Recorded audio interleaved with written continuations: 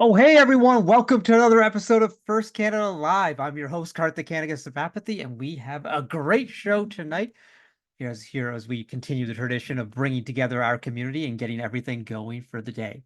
So, to get us started, as Canadians, it is important to recognize the land of which we are a part.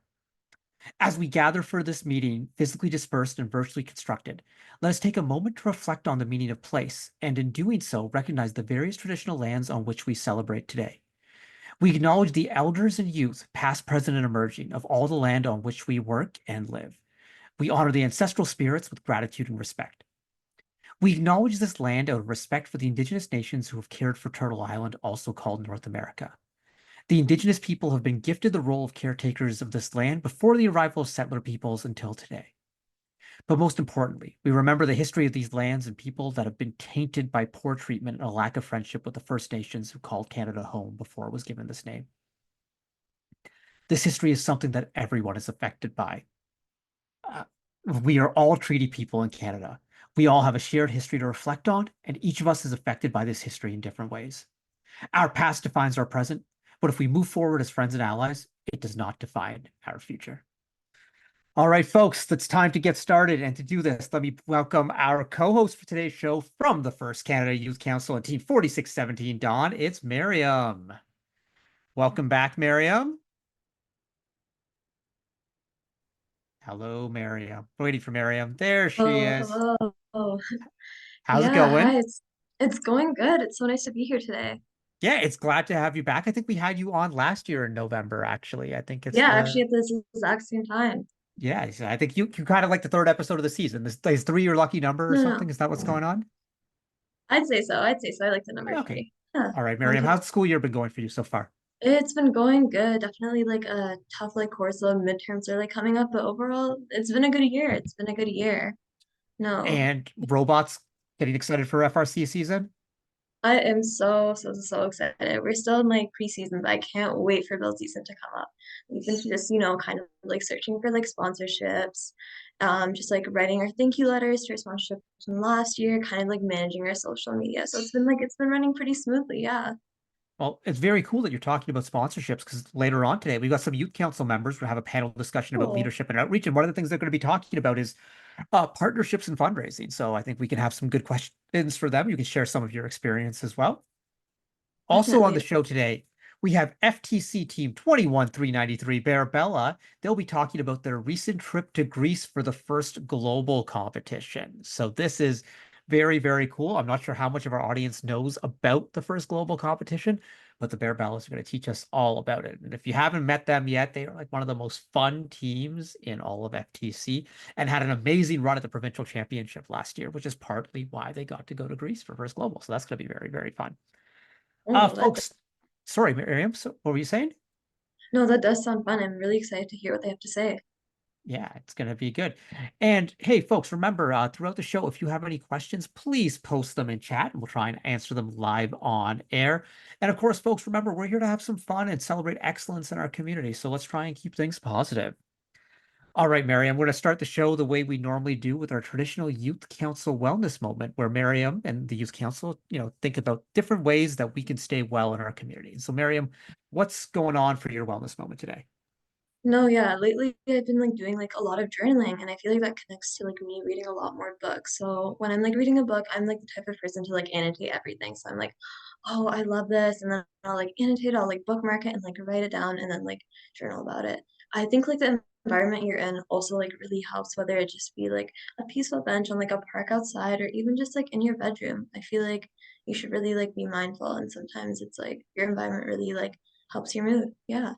That's really a big thing. It's about kind of getting that mindset correct, before everything gets started, right? It can be very intense and all. Miriam, you have like a favorite book you've read recently, something that's really caught your eye that you want to tell the audience about? Definitely. I think like the most recent book I've read is called like The Vanishing Half. So it's about like two identical like twin sisters who run away from like their hometown and decide to like live completely different lives. So it was really, really fascinating. I think I like had to like I was like annotating it and I like ran out of notes like right before like the book ended and I was like, wow. So just like an amazing job, an amazing job. All right, folks. So there's your wellness tip. Get reading and get annotating. I like to just like when I finish a book, I just kind of like write a little review for it. Just like it's also because sometimes like you read so many books, you don't remember which is which or whatever. It's nice to go back. I kind of write like which characters I liked, which characters I didn't like, and go on from that. It's just like a little thing I do right after I finish a book that's helpful for me. No, exactly. Yeah, I agree with that. I think I really need to start like getting into those apps like Goodreads and stuff and bookmarking all like the books I've read so far. Yeah, yeah. I should get on Goodreads too. I really should.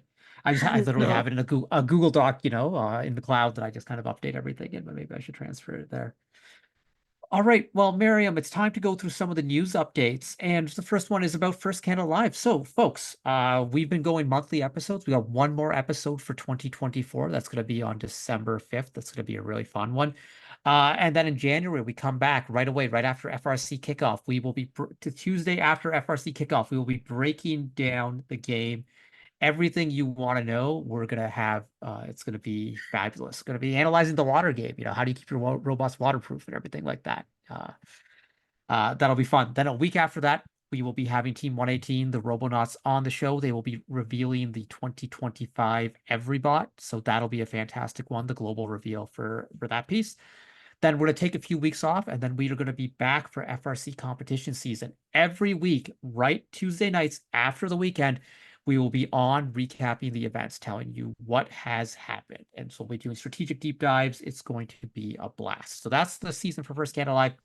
You want to make sure you get notified, subscribe to our channel, turn on notifications, subscribe to our YouTube channel, and also if you prefer to listen to us as a podcast, we are available both on Spotify and on Apple. So that link is going into chat right now. That's where you can find us, get subscribe, like, do all the things, hit the buttons. And then First Canada Live will be there. Podcast, you can listen to it on your way to school, on your way to work. It'd be great. As your team gets going in the first robotics competition and first tech challenge, if you need help, need advice, just want to talk to a community of people who are like-minded, you should join the Ontario Team Support Slack. That's where you can get all your answers on questions about fundraising, programming, all those sorts of things. And it's who's it staffed by? Just the best people in the world. That's the FRC Ontario community. So many experts to answer your questions and help you out. Trying to find a hotel for your event and you're not sure where to stay? Post in the Slack channel. I bet you someone will have something to say. And for all our alumni who are listening or watching today, you should join the First Canada Alumni Group if you haven't already. The link is going to the chat where you can sign up for the alumni group, for the LinkedIn group. In the LinkedIn group, you find out about jobs, you find out about silent auctions. There's all sorts of stuff in there. So you definitely want to be a part of that. And you can learn a little bit about Alumni Corner. And folks, are you a Canadian first student with dreams of studying at a prestigious American university? Curious about what the process looks like for Canadian students? Well, join us on the next episode of First Canada Alumni Corner, where our topic will be admission to American universities. So if you want to learn about that, get dates, sign up for all those things, hit the link coming up in chat. That's firstroboticscanada.org/alumni corner. So all these things, Miriam, you're going to be an alumni soon. An Oh alum yeah, soon, rather. this is Yeah. my last year. Yeah. That's right. So then, at your FRC event, you'll be able to sign up to join the alumni groups. And then, you know, little No. sneak preview. We're going to have an alumni social at the provincial championship this year. So going to want everyone to be there. Provincial championship for FRC for sure. So that'll be a big one. Fingers crossed. You'll get there. You'll get there. All right, folks. We are going to be back in a moment with our first global competition, Canadian representative Bear Bellas. But before we do that, let's take a look at a word from one of our sponsors, Centerline.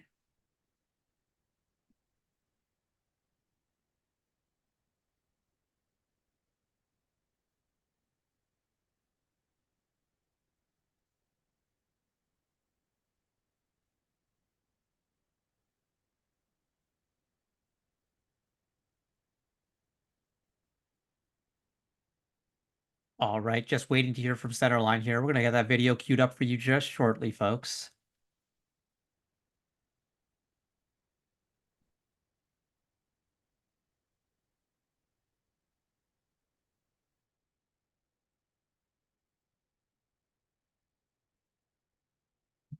All right, folks, we will come back with that Centerline video in just a bit. But in the meantime, Miriam, how about you come back on here and we get ourselves going here. Let me just maybe Annika, if you could clear the screen share for us, that would be great. As we get ready to bring the Barabellas on here. So Yeah, no, that it seems like exciting. First global. Very, yeah, very cool. just Yeah.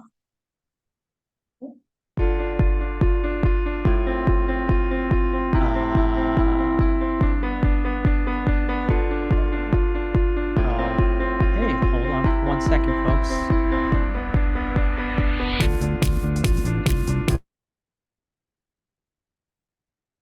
Sorry, folks, we're just getting things sorted here, and as we try and get our screens back, because like all sorts of things are happening all at once.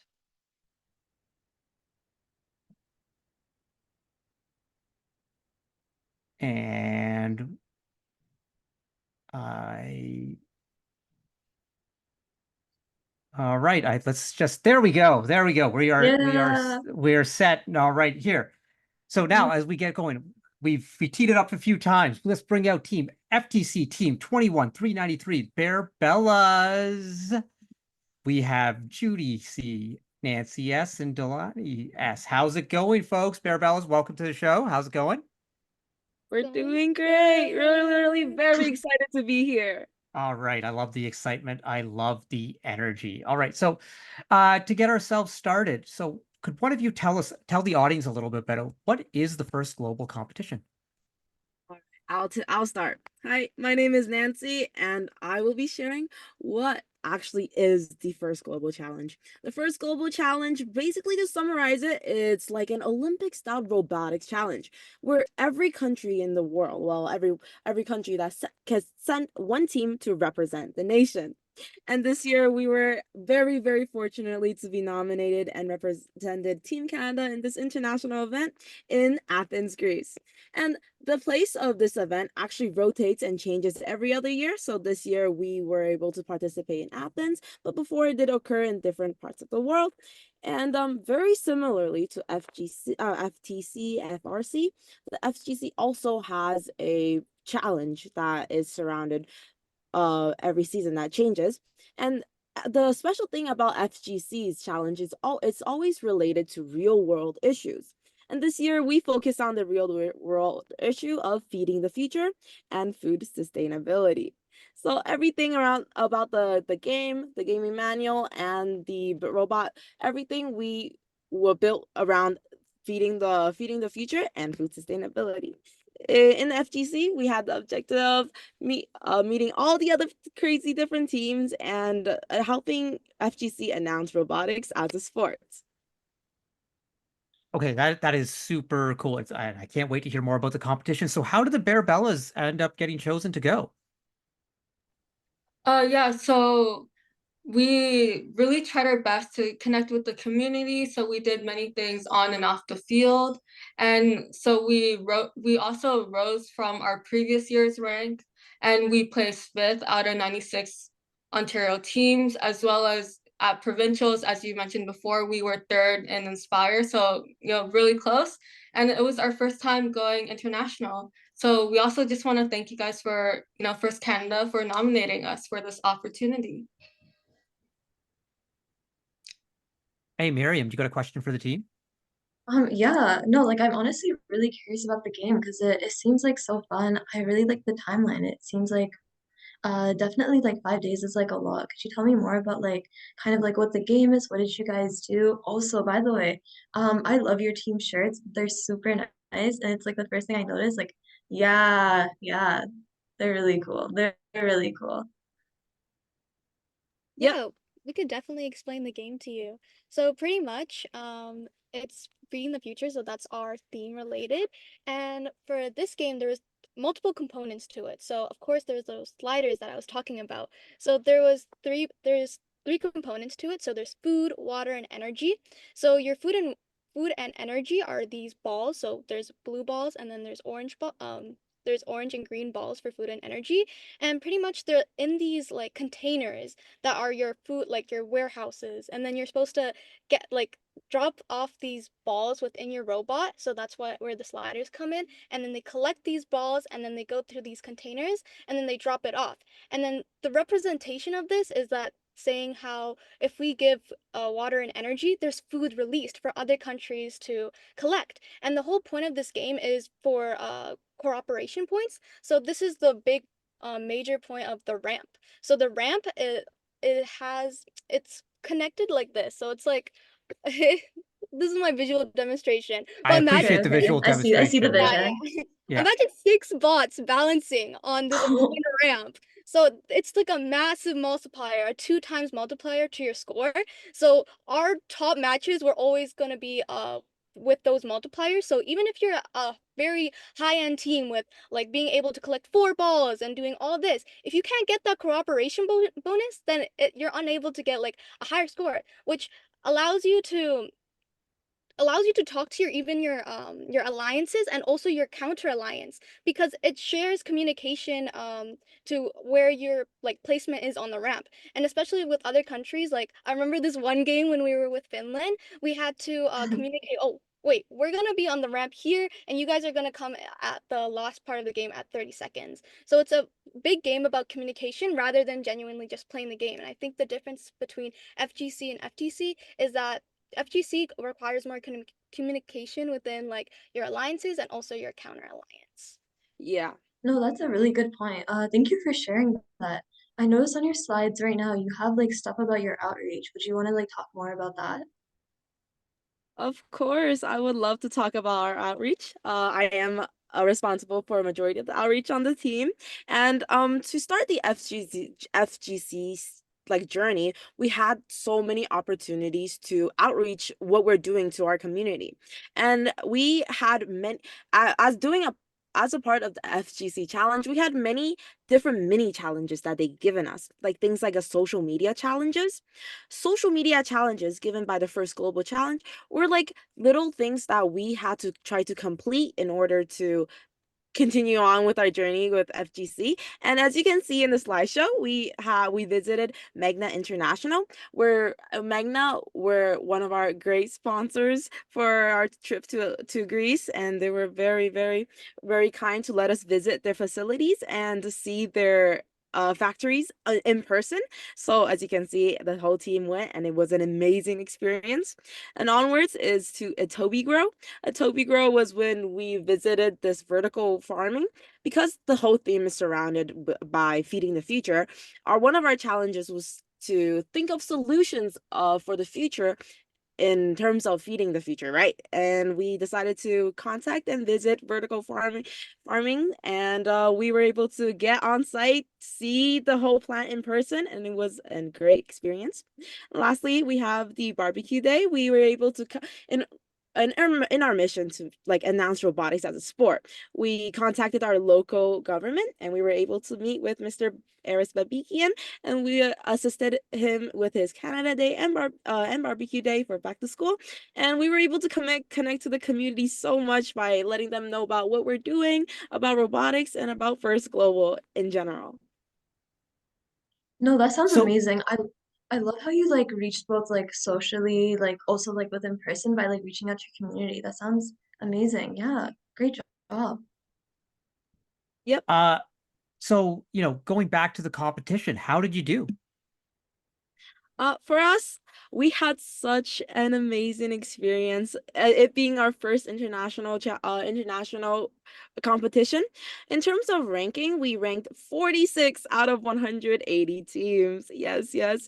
And as awards, we received the video storytelling award and also the social media award. So we were very, very grateful, and we were very, very, very, very excited about this incredible experience. And our whole goal for that challenge was just to make our mentors, our countries, and everybody that our supporters, make them proud. Also, Hey. on the last day, we actually scored our highest point, like amount of points. I think it was around 136, where all of the 6 countries were able to balance on the ramp. Okay, hold on one second. Oh, Can we go back one slide? Can we go back one slide? Because we're not gonna just skip by this. The Black Eyed Peas were there? Yes, Yes, that it was was. Yes. Tell It us was about that, please. amazing. no, it's okay. This was my first concert, and it was just so incredible seeing Black Eyed Peas perform like right in front of us. It was so amazing, and the atmosphere was just so fun. And there are little circles of people dancing, and it was just so like unbelievable. I've never been to a concert, and I'm glad this was my first concert. It's Yeah. it's really cool, and I think first we're very lucky that Will.i.am is such a supporter of first because he performed at the first at FRC champ and FTC championship way back in 2011. So that he came back for First Global, that's pretty exciting. That many years he's been a supporter, and also that many years later people still are still Black Eyed Peas fans. So that's pretty cool. That is awesome. Sorry, I got distracted there. I saw the slide. I'm like, we can't just skip that. Oh We got to no. talk about that. It's Will.i.am, of course, of course, of course. If I could quickly just add in for the Black Eyed Pea, if we could go back, if you look at I don't know if you can tell, but if you look at the stadium, that's actually the Panathinaik Stadium, the historical Olympic Stadium. We were able to like literally sit on the marble steps, the marble stairs of the stadium, and listen to Black Eyed Pea there. So as you can kind of see from the pictures, not really, but behind the screen was the Olympic sign. It was so cool. Like that place, it was huge, and it was like nothing like the photos, because we saw the photos on the website and we were like mesmerized the second we saw it, and it was crazy how we were able to listen to Black Eyed Pea and just beat all together in the stadium. It was actually amazing. Yeah, there's got to be a sense of community there as you're all together in that concert. Like you just go to like any concert and you feel that, but when it's a concert of people who are all like-minded and there for a shared purpose, but also coming from all different parts of the world, oh, that's so fabulous. It was incredible. no, yeah. Speaking of Greece, did you guys like see anything like interesting that caught your eye other than like the stadium, or was like the stadium like, well, that's like amazing. Let me tell you about the food. The food is so good. Coming back to Canada and I was trying the cheese in Canada, like cheese pizza, I was just like, oh my gosh, Greece pizza was just, or like the cheese at Greece is just amazing. It's top tier. And then also like finding friends like at First Global, there was actually so many all girls teams. There was Team Australia, Team Great Britain, and then another team as well. And when we got their contacts, and it was just so great to see like females within the STEM industry. And then we were also to like got their contacts, and a fun story is that we actually gave them a school tour of Bethune, which is where we are. And then there was also other factors that we saw, such as the social parties that they had. So Black Eyed Pea was one of the concerts that we went to, but there's also this social party. I forgot the name, but there was like amazing sunset. We were on top of this like building, and then we had like uh beautiful food, and it was so tasty too. So yeah, I'd say those two factors, foods and also meeting new people around the world, because we met like Team Australia, Team Great England, and it was just amazing experience. But also on the last day, we were able to visit a historical site, so the Acropolis, and that was just an amazing, memory of amazing time. We got to learn about the rich history of Greece and learn more about the culture, and we also got to go to a traditional restaurant at the end. And I love Greece gyros. It's my favorite. Yay. No, that sounds so fun, especially like the food. I'm glad it was hitting. I'm glad it was hitting. All right, folks, before we go here, I want to hear from each of you. What was your favorite part of the experience? Oh my gosh, I'll go first. So living in Toronto, Canada, and also being a humongous animal lover, I love the fact that there were stray cats literally everywhere. There were little cute animals everywhere. Like my full entire gallery were filled with pictures of cats and dogs in Greece. It was amazing. I think for me, the moment that stood out the most was one of the first times when all six bots balanced on the balancing ramp, and everyone just cheered, everyone in the crowd, all the teams, everyone, no matter who won that match, the atmosphere was just so incredible. Everyone was cheering, and I love the community of that. Yeah, I definitely have to agree with Judy's answer. I think the people there was just like the energy there is just so incredible. Like everyone's like saying, "Hi, oh, you should try out our new treats." Did I mention at every booth there's a treat? So we had maple syrup candies, but then I tried like candies from all over the world and they were so good. Best candy you tried. Best candy I tried? Oh my God, I don't I know. don't know the names. The cocoa bars. I Just think tell us the country. Tell us the country. the Philippines, the Philippines. Philippines? Yeah. I'm pretty sure it was so good. I was scared to, Yes. like, it was so good. But we received Filipino parties are the best to go to because the food is so good. the Yes, people, sir. they're all so nice. It was incredible. All right. Well, folks, thank you so much for coming on the show. But more importantly, thank you for representing Canada. I think it's really cool. And you know, like Bear Bells are such a role model team in our community, and I'm glad that you were the ones to showcase Canada to the world. And I know you must have done us proud. And congratulations on the awards. And good luck with your FTC season. Okay, like folks in the audience, I want you to understand the Bearbellas are one of the top FTC teams in the province. And FTC season overlapped with First Global season. So they gave up some of their FTC season to go do this. And that's talking about being really selfless and just doing something for the country. So thank you for that. But I know you're going to be ready for your first competition. I know you got the scrimmage coming up this week at Bethune. Where's your first competition after that? Are you going to Central Scarborough, I'm guessing? We're going to Waterloo in December. Oh, nice. Going to the Waterloo brand new event. That's going to be a lot of fun. That's going to be a lot of fun. Make sure you check it all out. Then I'm sure you'll be at the North Scarborough event in February. So I can't wait to see you all there and hopefully at the provincial championships at Brock University in St. Catharines. Thank you so much, Bear Bellas, for being here on the show. All right, folks, we are going to be back in just a moment. But at first, we're going to take a look at a word from a couple of our sponsors, Centerline and then Hatch. See you in a bit, folks.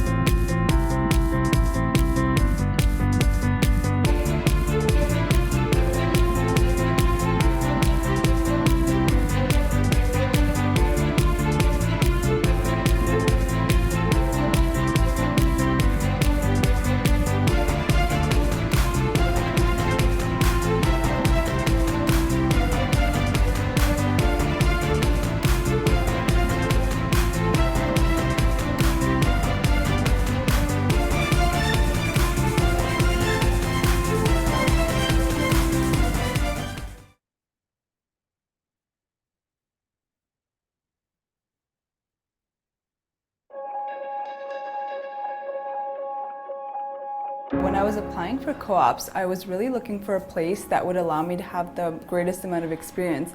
And since Hatch is such a big company, I knew that I would be able to get involved with all the different groups that the company offers. What surprised me about working at Hatch was the amount of responsibility that you're given very quickly, like once you start. There's so many opportunities to learn, not just from specialists in the field, but also from something like Lunch and Learns, or even Safety Shares. So it's not something technical that I'm learning, but something that might help me in my everyday life.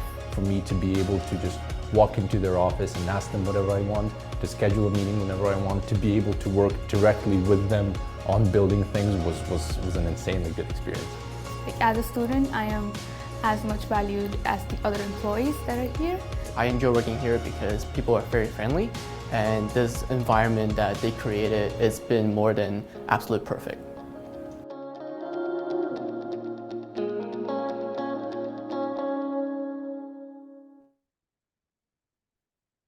All right, folks, we are back. Thanks to our sponsors for all they do to support the First Canada programs and teams. All right, folks, it's time for our panel discussion. So let's bring out members of the First Canada Youth Council. We got Brandon, Caitlin, Daniel, Danny, and Quinn. What's up, crew? Hey, Karthik, thanks for having us. Thanks for being here, Brandon. Thanks for being here, everyone. Brandon, school going well? Everything's going great right now in Elmira? Oh yeah, it's something, but it's a busy workload, but I'm getting through. Midterms are coming up, as Miriam said earlier, but it's fun. It's going through.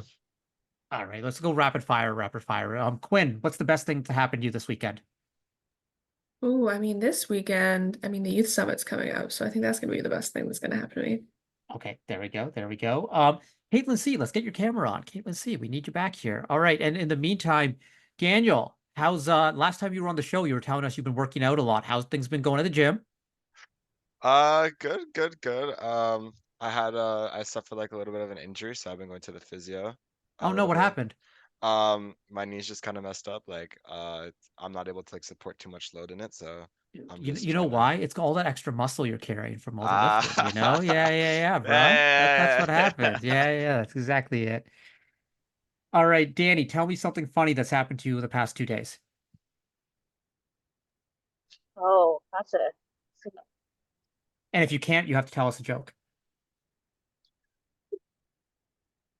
I'm really good at Mario Kart, You're apparently. great. You're good at Mario Kart. That's a big one I'm good right at there. Mario Kart. I don't know if that's a joke or something that really good that happened this past week, but you know what? We're gonna take it either way. All right, and I'm sure Caitlin C will join us when she can. So, folks, the Youth Council wanted to come on today. We're going to have a little bit of a panel discussion talking about leadership, outreach, and all the things in between. And so, I think the first topic they wanted to talk about a little bit was awards. And so, a question is, there's some big awards out there in first that require a submission. So, we're talking Dean's List, we're talking Impact, we're talking Woody Flowers, So, these are really important. We are lucky that we have a Dean's List finalist on the show, Daniel, who won that last year at the provincial championship for First Tech Challenge. So Daniel, what are some ways that an individual can prepare for their Dean's List interview? That's a really good question. For me, jumping into that, just kind of getting into like getting nominated for semifinalists, it was definitely like overwhelming. Like in terms of like just like that feeling of like joy, but like also having to prepare for my interview. So the first thing I did was just kind of search up Dean's List first on Google, and First Inspires offers like a document called the Dean's List Nomination Guide. So this guide is a very in-depth kind of guide of how the essay works for the submission that the mentors have to do, which you'll be provided before your interview, so you can kind of read through what your mentors have said and just kind of get an idea of what information's on that. And it also provides some example questions that the judges may ask you. So it's also a very good way of kind of getting to understand what the judges might ask of you or kind of might want to hear from you. Yeah, it's a really good point there, Daniel. And I think it's one thing, like with everything we do, the first thing you should do, like when you're building a robot, the first thing is to read the manual and understand the game rules. And for Dean's List, it's about to reading the criteria, So always, for anything you do, Impact Award, Woody Flowers, read the criteria. Don't just assume that you know what it is. So that's always going to be in the manual. There's going to be resources on the first website. That's a big piece there. Miriam, you got a question for our group? Sorry, Miriam, I think you're muted, friend. There you Oh, go. my bad. My bad. Nah, don't worry. The amount of times I've been muted on this show and started talking is like at least 20, 20 of the 100 episodes. So, Okay, at least one. Yeah, so like we were talking about sponsorships earlier. This can kind of go to anyone. What would you guys say are like some strategies to like finding sponsorships, especially like right now? oh, there's Caitlin C. Hi.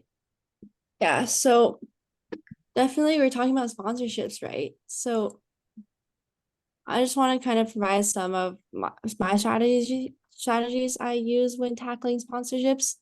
So basically, first, something I like to do with my team is we identify like we identify companies with like aligned goals. So for example, this could be like tech companies who also are, or companies already also in the STEM field, or other companies who are willing to support the community and support community activities like our teams.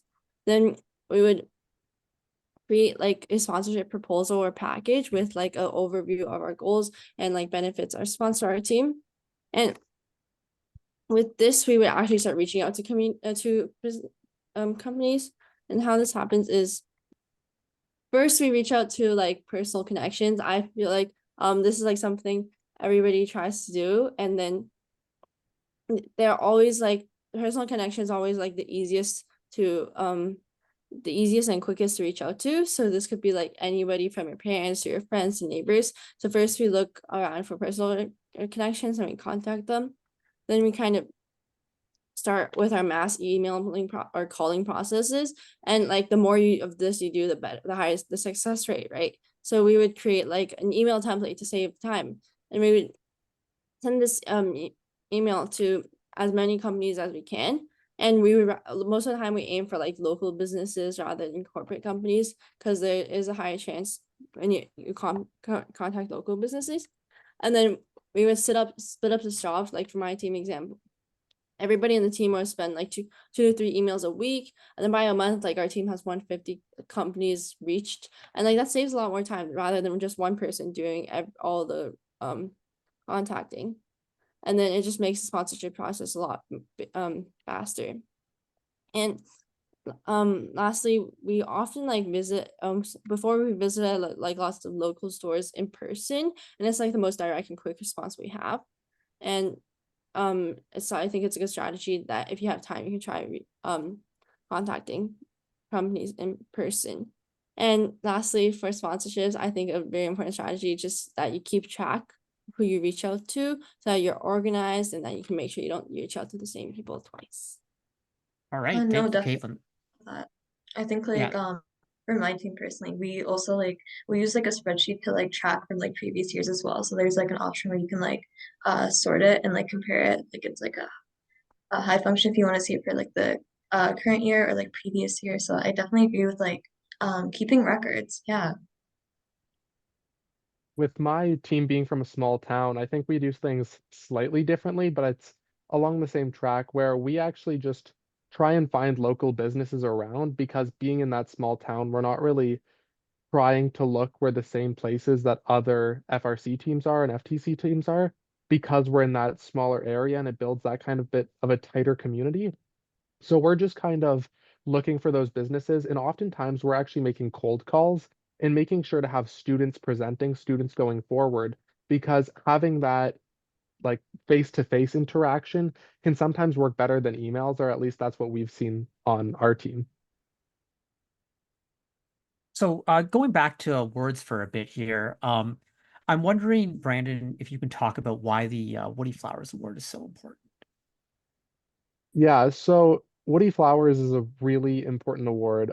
It really is just there to highlight some awesome mentors, and they don't have to be the best people ever. That's often a misconception that some people have, is that they have to nominate the best mentor in the world. They have to be looking for that number one mentor, and that's just not the case. A mentor that's done things for your team is really what First is looking for from what my team's seen, and it's really just looking at what they've done for your team and the First community, because they don't have to be out there changing the world, but as long as they're changing lives in your team, that's what's really important from what we've found. Yeah, Brandon, that's a really, really good point, because I think in the awards criteria for the Woody Flowers Award, it's not talking about changing the world or anything like that. It's talking about, it goes to the mentor who's the best, most effective communicator of STEM concepts, and is really making an impact on the students on their team. And so you're right. I think sometimes people are like, oh, well, why should I even nominate my mentor? Because there's no chance they're going to win or whatever. But also, it's a prize just to be nominated. As someone who was fortunate enough to be nominated for this award and to have won this award, it wasn't the trophy or anything that mattered. It was that the students on my team thought of me that way, that they wanted to nominate me. And that's something, this year will be 20 years since I won that award. That's wild. But I still carry that moment with me. Hey, Danny DeVito, easy on the laughing there, okay? No, we're not all as young as the folks on this call right there. Yeah, Daniel Q, I see you're laughing too. Okay, I've seen both of you on Saturday, so just a reminder there. Quinn now too, everyone. Caitlin C, you're the only one who's on my side here, I think. So this is good. I appreciate that. But yeah, that award is important, and so it's important to nominate things in the same way that I wish that every team would nominate 2 students for Dean's List, because that you're recognizing those students, and it just means so much to be nominated. So I'm asking all the mentors who are watching this, nominate your students for Dean's List, but I'm asking all the students here who are a part of FRC to nominate their mentor for the Woody Flowers Award, and those who are part of FTC to nominate your mentor for the Compass Award. I think it's it's a really big thing for these people. Recognition just means something, you know. It's the same way like when your team's name gets called out at an event, you're like, oh my goodness, that's us they're talking about. It feels good. Quinn, you know, you've become such an effective leader and role model on 1310 over the years. So what are ways that teams can encourage a more diverse team and more diverse leadership on their teams? So that's something that I know, especially with teams that are a lot older.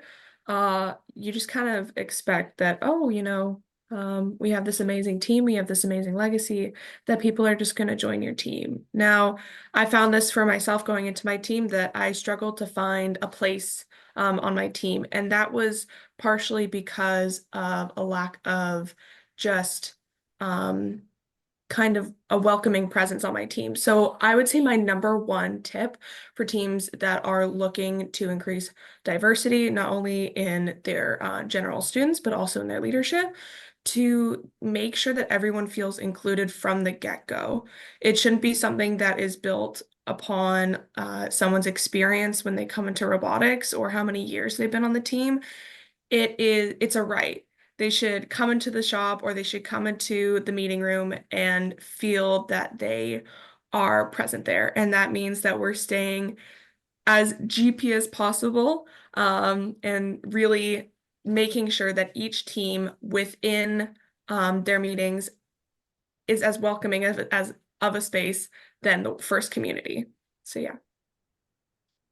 That's some really great advice. And then on that topic, Quinn, Mhm. how does your team, how do you keep new members engaged? Because sometimes, you know, robotics is intimidating, and there's sometimes it's when you're a new member, you're like, and the team's like, oh, we're working on this, and they're like, I don't know what I can do. So how do you keep that student engaged who's just not who's nervous?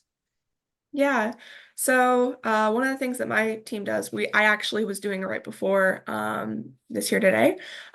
We do workshops. So we start off our preseason, making sure that nobody feels that there's a gap between their experience and other people's experience going in. They could be in grade 9, it's their first year. They could be in grade 12 and it's their first year, right?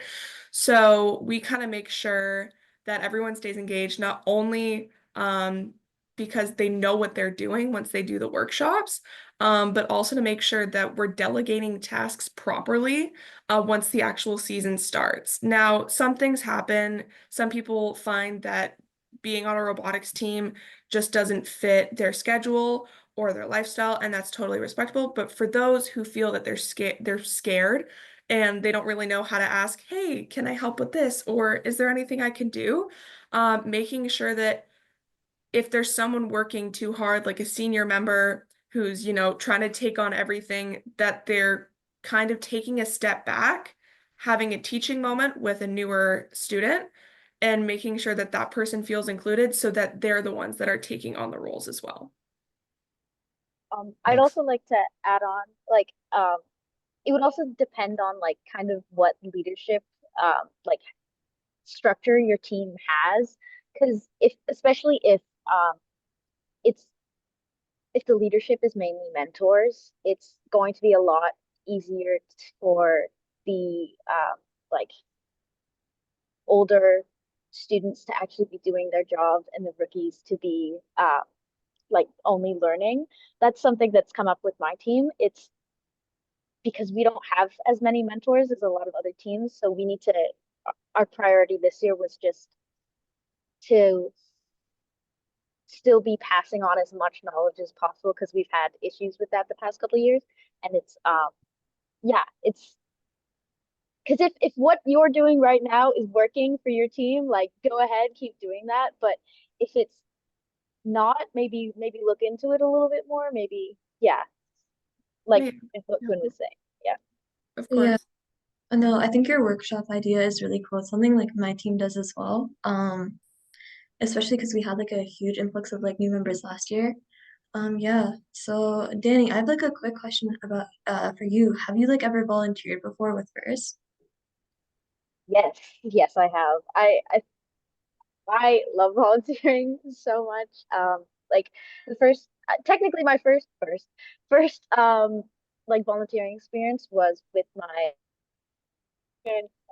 um, my my school's FLL tournament that we run, which we're running two this year, in a couple weekends, which I'm excited for. And it's like, it's just like when volunteering with birds, it's like the best people. It's like some of the sweetest people you ever meet. It's always like there, you'll always find a smiling face, even if everyone is super overwhelmed, like even teams or queuers or everything's going on. It's still, there's usually time for like a little just hi, little chat. I love like again, I love volunteering. It's especially when it's FLO and FTC, it's a lot lower stakes and you're just able to meet more people. When it is FRC and you have more important jobs like as you get older, like robot inspecting or stuff like that, it will be more stressful and stuff, but as like only still high school students, like just field resetting or like scoring as I did at CNE, like just doing small things like that just to meet people. Like that's my favorite way to meet people. That's I think that's where I met Quinn at CNE, which is where I was volunteering. Like just I love all. Would recommend. Would recommend. No, I was about to ask you why you love it, and then you just like started talking, and I'm like, wow, like I'm glad you're like so passionate about volunteering. It's really nice. So, in order to like share your passion, do you like have any like recommendations for people who like want to get into volunteering, like kind of where they should start, like or like it, like yeah. Well, okay, I think where to start is a good, it's just start wherever's closest, I would say. Like, because I know like I started at like my own school's FLL tournament, right? That was my first, and then CNE, like it was a 20-minute train ride to get to CNE. And then like last year, especially, I went to the not super close, but the an FLL and an FTC tournament down in Scarborough, which I'm like West Toronto, so it's not super close, but it's still like closer than whatever uh I don't know, North Bay. um and yeah, and if you're still having fun, you can keep going. But I guess also to add on to the point is that like if you don't have the time to volunteer during off season, just do going to a few FLL tournaments just to like hang out with some of your first friends. That's what I did last year. Like, because on season so busy, but getting a chance to see some of these people, um, always nice.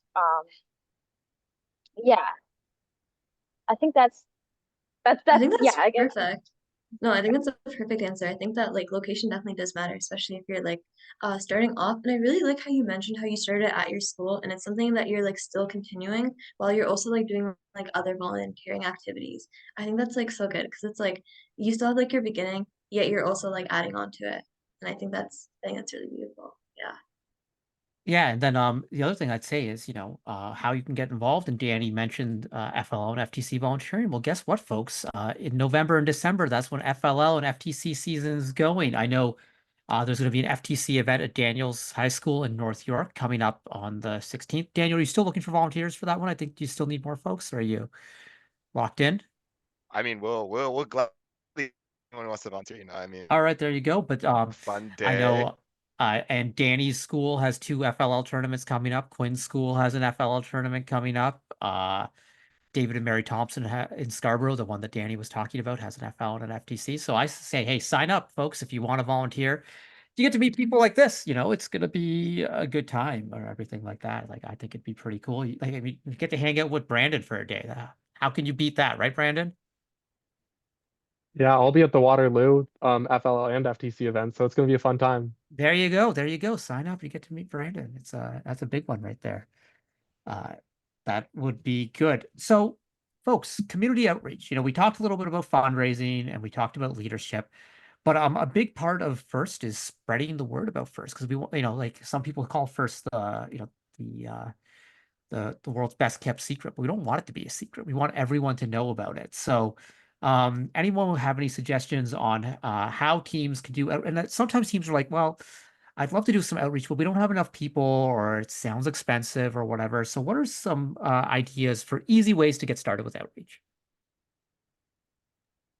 I know something that my team does is we usually work together with our sponsors, and it also helps finding new sponsors and helping them with things that happen in our community. So we've helped with parades in the past and stuff that just goes on within my town. As I said, I'm in a smaller community, so it makes it a bit easier to find these things. But doing stuff like that where you're partnering up with your sponsors, so it's a little bit less of a cost on our end, and we still get to showcase what robotics is to the community. Quinn? Yeah. For my team, we actually had a member who was a part of Scouts. And so we were able to bring in her very young scout group and help them get some of their badges for how to use tools and stuff like that. So it was really great to bring girls into the shop and teach them all sorts of stuff like that. They didn't touch the big scary power tools, I promise. But Safety it was- first, safety first. Safety first, safety first. They were all wearing safety goggles, don't worry.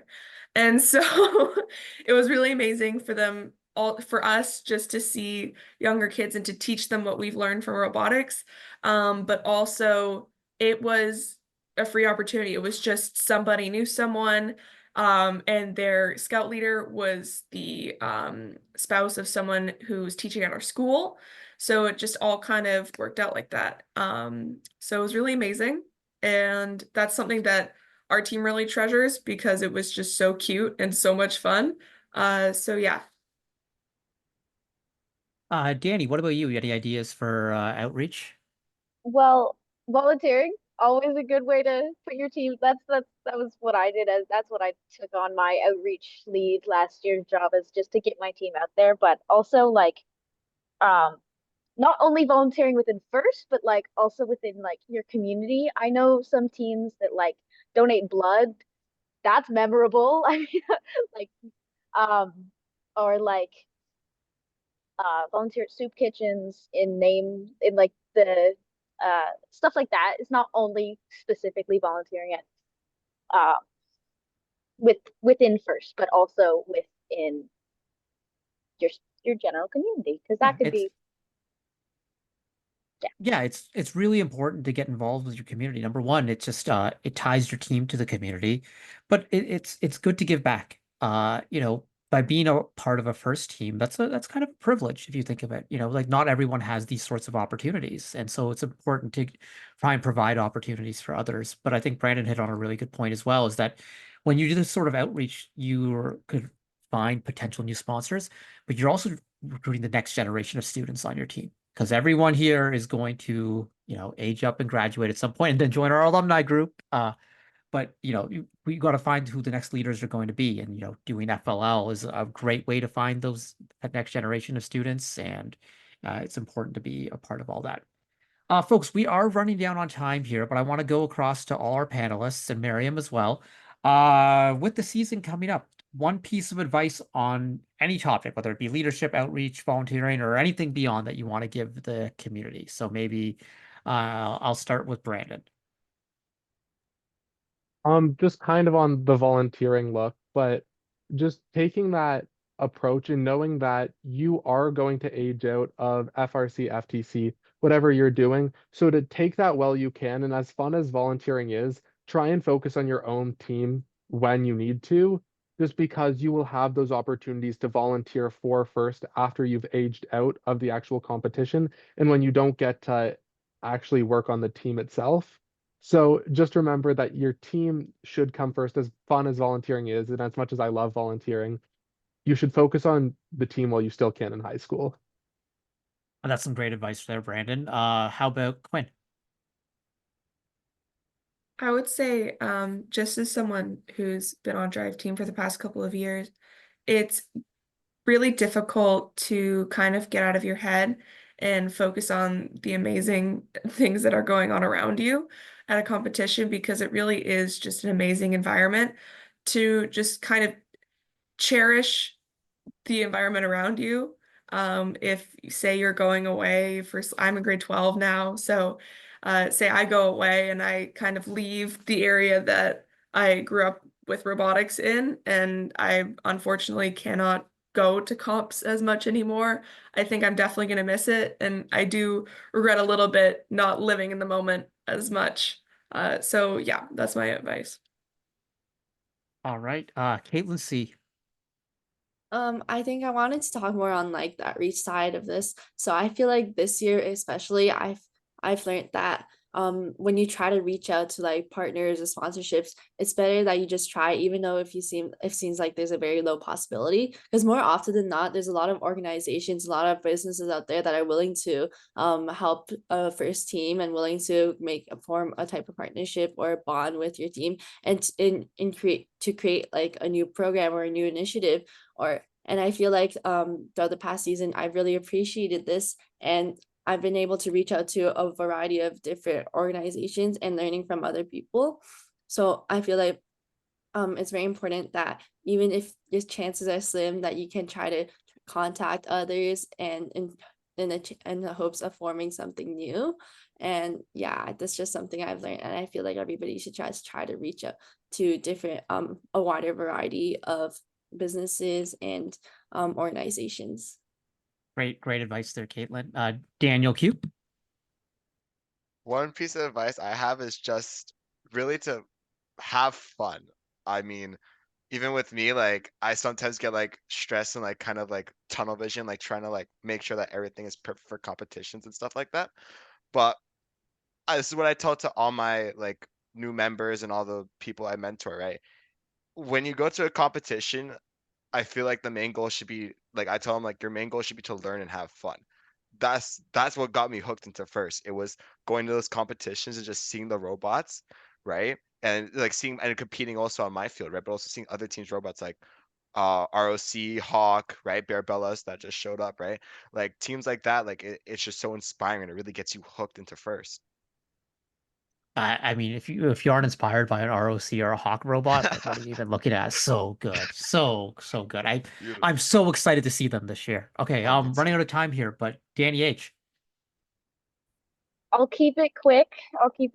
I guess the most important thing that I think for any team is just even if you don't have the most budget, just try and be unique. Put yourself out there.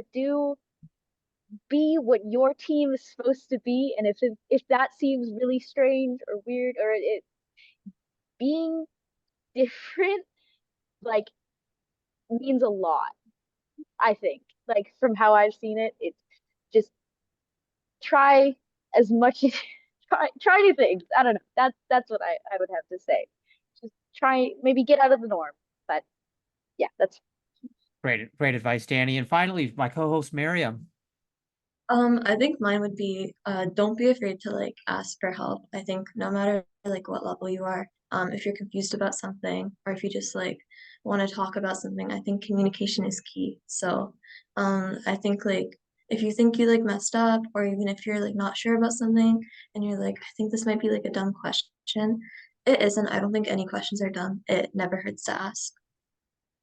Fabulous advice. All right, thank you, Youth Council, for being here. Going to be seeing all of you this weekend at the Youth Summit, and along with I think 200 other people from the community. It's going to be fabulous. So many people are signed up, so it's going to be great. Folks, if you are coming to the Youth Summit and you have any questions at all throughout the day, the Youth Council members are your ambassadors for the day. They'll be there to help you out and take care of you and get everything started. Miriam, I know you can't make it. I know you got other plans there, but we'll all be thinking about you. And They're in folks, spirit. there we go. Hey, it's November. It's moving into holiday season. It's that time of year. So, I want to remind everyone to take some time on November 11th to remember our veterans and what they did for our country. And that's just such a big, I feel that I'm, living in Canada, I'm a lucky person, and that luck isn't by chance, but it's because of the sacrifices that so many people have made before, and the veterans and the people who supported the veterans throughout that time. So let's take some time to think about them and such. And folks, we will be back next month for another episode of First Canada Live. It's going to be a good one. We're going to be talking about how to build simple robots. And we're going to be bringing on some of the best folks out there at it. Tyler Holtzman from Team 2056 OP Robotics, Adam Hurd from Team 581 and 254 Cheesy Poofs will be here. Plus a couple others going to be talking about the tips to build simple robots. And folks, simple robots don't just mean doesn't mean boring robots, but it means robots that will break down less, are easier to build, and are more likely to succeed. The best robots are simple. So we'll be talking about that for a whole episode. It's going to be great. Until then, see some people at the Youth Council. Everyone, have a great time, and we'll see you soon. Good night, everyone.